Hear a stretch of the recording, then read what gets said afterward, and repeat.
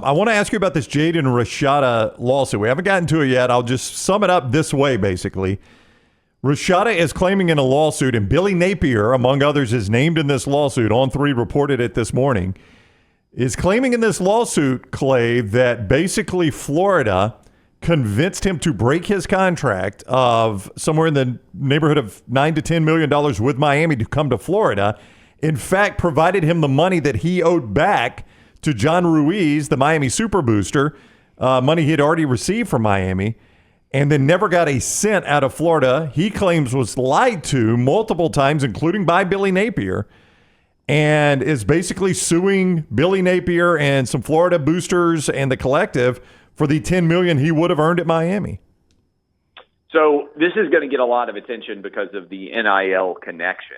But really what's going on here is this is just a basic contract term lawsuit. And unless you read the lawsuit and analyze it and know all the different moving patterns, this is not a particularly complicated story. There are contract lawsuits that happen all the time. And effectively what he's alleging is that he contracted to sell his services to the University of Florida, and that he has not been paid what he's owed under those contracts, and he's suing basically for breach of contract to be paid what he's owed. And these are the kind of contract lawsuits that happen all the time in business and everything else that have nothing to do with NIL. And so I think obviously the mess for Florida is, like the NCAA is still trying to claim that these NIL contracts are impermissible. I also think what it creates is maybe some people at UF are happy about this. Maybe you can argue this is grounds down the line to terminate Billy Napier for violating rules and violating the terms of his contract, depending on what it says, without having to pay the buyout, which I would imagine is probably $15 or $20 million that Billy Napier would be owed. Things have not gone well at Florida. Their schedule is brutal. I mean, that looks like a 5-7, 6-6 at the absolute best year.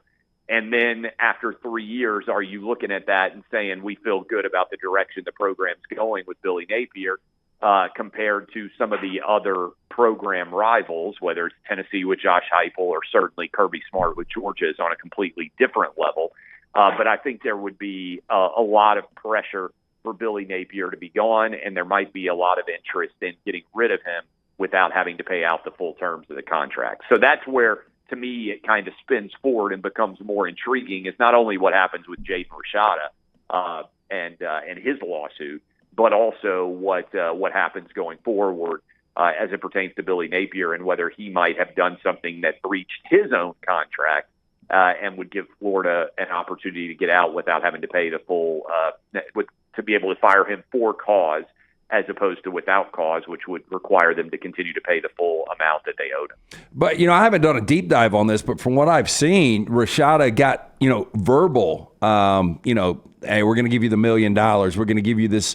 But, there's nothing from what I've seen in text. No signed contract. Yeah, and if they can't find a smoking gun, it's just, he said, she said, right? Well, it's complicated then, right? Because then you're arguing there was a contract, but if both sides didn't sign the contract, was there any kind of meeting of the minds? Was there an agreement here? And that becomes a very difficult argument to make, to say nothing of Jaden Rashada and his future. I mean, if I'm remembering correctly, you guys correct me if I'm missing anything here. He initially, as you said, committed to Miami. He then left Miami, committed to Florida. Before he enrolled at Florida, he left and went to Arizona State, and now he's back at Georgia. He's effectively been connected to 4 programs in 1 year. And he may be a supremely talented player, time will tell. But at some point, if I'm advising him, I'm saying, boy, man, you have burned a lot of bridges here, and now you're filing a lawsuit. Why in the world would I want to be connected to this player at all? You would have to be so good if I'm a head coach for me to even take the risk of being associated with them.